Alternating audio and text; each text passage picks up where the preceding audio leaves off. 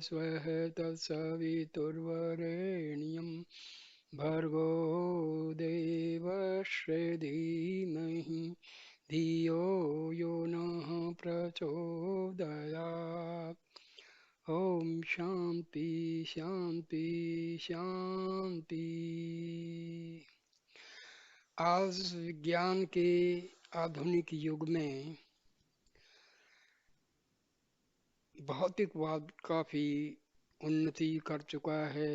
Science ने बहुत उन्नति की है, लेकिन इंसान का जो अध्यात्मवाद है वो बिल्कुल धरातल की तरफ जा रहा है, रसातल की तरफ जा रहा है। इंसान इंसान में प्रेम एक प्रकार से खत्म होता जा रहा है। आपस का जो विश्वास है वो खत्म होता जा रहा है। देश विनाशकारी हथियार बना रहे हैं। एक देश दूसरे देश पर आक्रमण करके उसकी जमीन हथियाने की कोशिश कर रहा है। ये सब क्यों अराजकता फैली हुई है? क्योंकि इंसान ने भौतिकवाद को इतना महत्व दे दिया है कि वो जो है अध्यात्मवाद से बहुत दूर चला गया है। लोग कहते हैं कि राजनीति में धर्म का सम्मिलित होना बहुत बुरा है। वो लोग बहुत ही अज्ञानी हैं।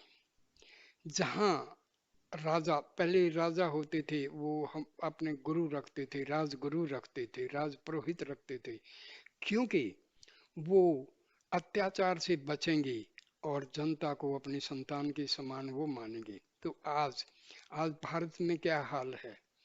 राजनीतिक दल एक दूसरे को जो है नीचे गिराने के लिए देश को भी नीचे गिराने की सोच रहे हैं। ये हालत आ गई है। आज आप देख लो, भारत के प्रधानमंत्री श्री मोदी जी बहुत अच्छा काम कर रहे हैं। वो देश को बहुत अच्छे तरीके से आगे बढ़ाने में अपना जी जान लगा रहे हैं। लेकिन हमारे विपक्षी दल क्या कर रहे हैं? वो उनकी टांगें खींच रहे हैं। देश का भी नुकसान करने को तैयार हो जाते हैं किसी तरह से सत्ता मिल जाए। तो इसलिए आज जरूरत है हमारे वेदों, शास्त्रों और उपनिषदों का ज्ञान लोगों में होना बहुत ही जरूरी है। जब तक लोग इस अंधी राजनीति और अंधी भौतिकवाद की जो राही है उससे हट करके जब तक अध्यात्मवाद की तरफ नहीं मुड़ेंगे, ये अराजकता ऐसे ही फैलती रहेगी। तो आज मैं आपको उपनिषद हमें क्यों पढ़ने चाहिए इसके बारे में कुछ बातें बता रहा हूँ। आज का जो युग है ये है अणु बम का युग। इस युग में उपनिषदों का अणु तत्व सर्वध्वंसी विज्ञान द्वारा फैलाए गए राजनीतिक अज्ञान के अंधकार के बीच निखिल कल्याणकारी पद प्रदर्शन के लिए एक्लुस उज्जवल प्रदीप सिद्ध हो सकता है। कहने का मतलब ये है कि आज चारों तरफ जो अंधेरा छाया हुआ है, उपनिषदों का जो ज्ञान है वो एक दीपक की तरह रोशनी देगा इस संसार को। इस आशा से उपनिषदों की जो कथाओं का जो है सुनना सुनाना बहुत ही जरूरी है, क्योंकि हमारे ऋषियों ने कथाओं के द्वारा बहुत ही महत्वपूर्ण जो है चीजें समझाई हैं। महायुद्ध के बाद जो विश्वव्यापी अव्यवस्था अंतरराष्ट्रीय तथा अंतर्व्यक्तिक जगत में वर्षा काल की नमी से भरे पहाड़ी कोरे की तरह छाई हुई है, उसके कारण मानव के भीतर की विश्वास की भावना जैसे सील खा गई है। आपस में कोई विश्वास बचा ही नहीं है। एक और साम्राज्यवादी राष्ट्रों की पारस्परिक छीना झपटी और परंपरागत स्वार्थंधता की मनोवृत्ति घटने की बजाय बढ़कर चरम सीमा को पहुंच गई है। दूसरी ओर विश्व विघाती अणुबम आविष्कृत हो उठा है। आज बहुत सारे देशों ने इतने अणुबम, परमाणु बम बना के रखे हैं कि वो विश्व की बहुत सारी जनता को जो है नष्ट किया जा सकता है यदि उनका इस्तेमाल कर लिया जाए। फलस्वरूप अंतरराष्ट्रीय जगत का व्यक्तिगत मानव इस कदर आतंकित और भ्रांत हो उठा है कि उसकी मन की आंखों में चर्बी छा गई है और उसे चारों ओर जड़ विज्ञान के सामूहिक संहारक रूप और त्रिराष्ट्रों के राजनीतिक कूट चक्रों की भौतिक लीला के अतिरिक्त और कुछ दिखाई ही नहीं देता। उसके प्रे भी विश्व में कुछ और है जो बराबर वर्तमान रहा है और बराबर रहेगा। इस परम सत्य को उसमें न तो देख सकने की शक्ति शेष रह गई है, न उसकी कल्पना कर सकने की। हम इस सच्चाई को बिल्कुल भी नहीं जानते हैं अज्ञानतावश, कि जो दृश्य में है, जो आंखों से दिखाई देता है, उससे बढ़ के जो अदृश्य शक्तियां हैं वो बहुत ज्यादा हैं।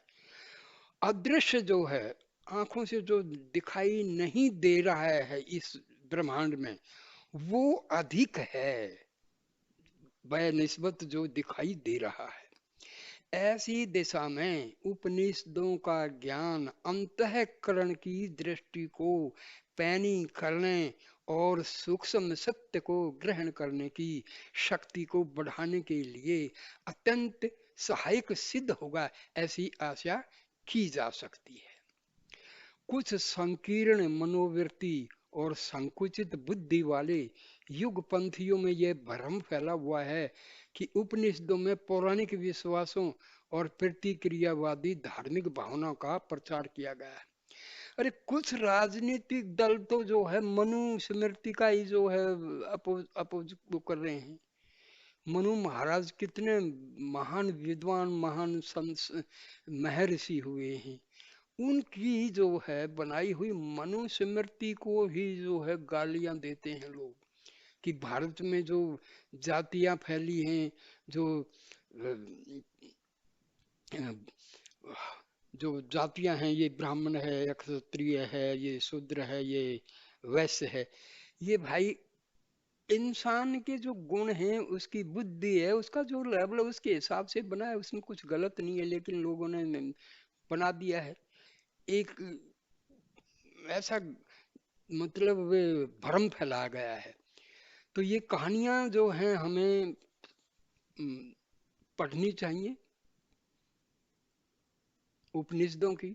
इससे हमें बड़ा बहुत जो है गूढ़ बातें समझ में आ जाती हैं।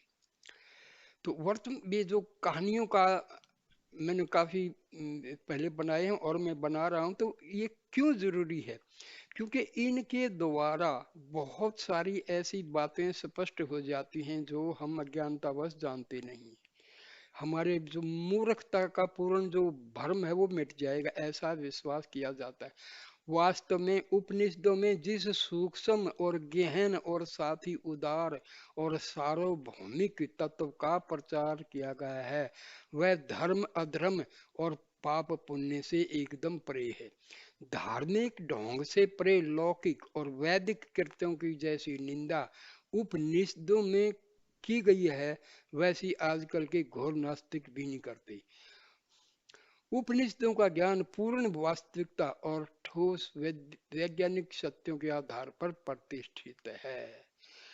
लोगों ने ऐसे ऐसे ट्रांसलेशन कर दिए, खास करके मैक्स मुलर टाइप ने, इन लोगों ने, मैकाले ने ऐसी शिक्षा पद्धति बनाई। उन्होंने क्या किया कि यदि हिंदुओं को, हिंदू धर्म को नाश करना है तो तुम उनकी जो ग्रंथ हैं उनके ऊपर अटैक करो, ये उनका मंशा थी। अंतर केवल यह है कि आधुनिक पाश्चात्य विज्ञान का लक्ष्य कोरे भौतिक और पार्थिव सत्यों की जड़ खोदना है, और औपनिषदिक विज्ञान समस्त पार्थिव नैतिक मनोवैज्ञानिक तथा बौद्धिक सत्यों के विश्लेषण द्वारा उन सब के मूल में निहित एकमात्र आध्यात्मिक सत्य की जड़ खोद देता है। सबसे बड़ी बहुत ही बेवकूफी और महामूर्खता की थी हमारे प्रधानमंत्री जो पहले थे, जिनको बड़ा नाम है जी, पंचशील फलाना ये वो, नेहरू जी ने एक ऐसे दुष्ट इंसान को भारत का शिक्षा मंत्री बनाया, मौलाना आजाद, जो कि भारत का नहीं था, वो विदेशी था, उस विदेशी को बनाया। और उसके बाद भी सारे ऐसे ऐसे लोगों को शिक्षा मंत्री बनाया कांग्रेस ने, जिन्होंने हिंदू संस्कृति का बिल्कुल बेड़ा गर्क कर दिया। उन्होंने ये जो साम्यवादी लोग हैं, कम्युनिस्ट हैं, उनको हिस्टोरियन बना दिया, उन्होंने भारत की हिस्ट्री बनाई। एनसीईआरटी की बुक्स में सारा उन्होंने मुगले मुगले मुगले, अरे भाई महाराणा प्रताप को छोटा सा दिखा दिया, शिवाजी को छोटा सा दिखा दिया, और मुगले महान है जी, अकबर महान है। अरे कहाँ महान है, हिंदू धर्म का सत्यानाश किया है, हैं? राम मंदिर तोड़े, काशी का विश्वनाथ मंदिर तोड़ा, कृष्ण भूमि का सत्यानाश कर दिया, 30-40 हजार मंदिर उन्होंने तोड़े हैं और मस्जिदें बनाई हैं, उनको महान बना दिया है। ये क्या है, हैं? भगवान इन लोगों को माफ नहीं करेगा, खास करके जो साम्यवादी व्यक्ति के जो लोग ना आज भी इस देश को बिल्कुल दीमक की तरह चाट रहे हैं। भौतिक विज्ञान अणु में विस्फोट उत्पन्न करके विश्व विनाशी दानवी शक्तियों को उच्छृंखल रूप से मुक्त कर देता है, और उपनिषदों का आध्यात्मिक विज्ञान अणु के भीतर वर्तमान मूल बीज तत्व में विस्फोट उत्पन्न करके निखिल मंगलकारी सकत शक्तियों की चिदा आनंदमयी मुक्त लीला का रहस्य उद्घाटित करता है। अणुबम साइंस की खोजों का चरम फल है, और उपनिषदों का अणु तत्व सुपर साइंस अति विज्ञान की अन्वेषणा का परिणाम है। आधुनिक जड़ विज्ञान का अंतिम ध्येय है रुद्र के सर्वध्वंसी वाम मुख की एकांतिक उपासना, और उपनिषदों के दिव्य ज्ञान का अंतिम लक्ष्य है रुद्र के निखिल संरक्षक दक्षिण मुख की चरम आराधना। रुद्र यत्ते दक्षिणम मुखम तेन माम पाही नित्यम। हे रुद्र, तेरा जो दक्षिणा मुख है उससे नित्य हमारी रक्षा कर। उपनिषदों की वर्तमान कथाओं के भीतर समस्त उपनिषदों का निचोड़ आ जावे, और साथ ही वह निचोड़ आसानी से सभी प्रकार के लोगों को, तो ये कथाओं मैंने अब वीडियो बनाना शुरू कर रहा हूं, तो भाई मैं ये भूमिका इसलिए दी है, क्यों हम पढ़े हैं, क्यों जो है उपनिषदों की कहानियों के द्वारा हम उपनिषदों के ज्ञान को ग्रहण करें। और ये हमारे छोटे छोटे बच्चे विद्यार्थी हैं जो एकदम से भारतीय संस्कृति से एकदम से अलग जा रहे हैं, और वो वेस्टर्न संस्कृति को अपना रहे हैं। वास्तव में वो कोई संस्कृति है ही नहीं, भारतीय जो संस्कृति है उससे हमारे विद्यार्थी बिल्कुल अलग चले गए हैं। आज उनको जो है शेक्सपियर का नाम मालूम है, ये मालूम है, लेकिन कोई नहीं, कालिदास वगैरह का कोई नाम नहीं जानता है, लोग मजाक उड़ाते हैं। तो भाई उपनिषदों का पढ़ना पढ़ाना ये बहुत अत्यंत आवश्यक है, इसलिए कृपा करके मैं वीडियो बना रहा हूँ उपनिषदों की कहानियों कथाओं के ऊपर, इससे हमें शिक्षा मिलती है। और कृपा करके अपने छोटे छोटे बच्चों को ये कहानियां सुनाओ, और उनमें अपना जो वैदिक ज्ञान है, वेदों का ज्ञान है, शास्त्रों का ज्ञान है, उपनिषदों का जो ज्ञान है, उसमें उनको जो है उनको सुनाओ। ये कहानियां बहुत जरूरी हैं, बहुत जरूरी हैं भाई। हमारी जो आज की जो शिक्षा पद्धति है, इससे हम क्या मिलेगा, नौकरी मिल जाएगी, बढ़िया नौकरी मिल जाएगी, लाखों कमाएगा बच्चा, लेकिन इसके संस्कार क्या होंगे? क्योंकि हमारा मूल उद्देश्य देखो, जीवन में हमारे 4 मूल उद्देश्य बताए गए, धर्म कर्म काम और मोक्ष। धर्म से तो वैसे ही दूर भागे जा रहे हैं, अर्थ में सारा टाइम लगा रहे हैं, सारी शक्तियां लगा रहे हैं, हैं? देखो, धर्म को दूर भगा दिया, फिर रह गया धर्म, अर्थ और काम, इन दोनों में पूरा जीवन की शक्तियां लगा दी, पूरा अपना जीवन नष्ट कर दिया। पहला धर्म है, और चौथा जो है मोक्ष। मोक्ष के बारे में कोई मतलब ही नहीं है, धर्म वैसे ही खत्म, मजाक उड़ाते हैं, हिंदू धर्म तो बेवकूफों का है।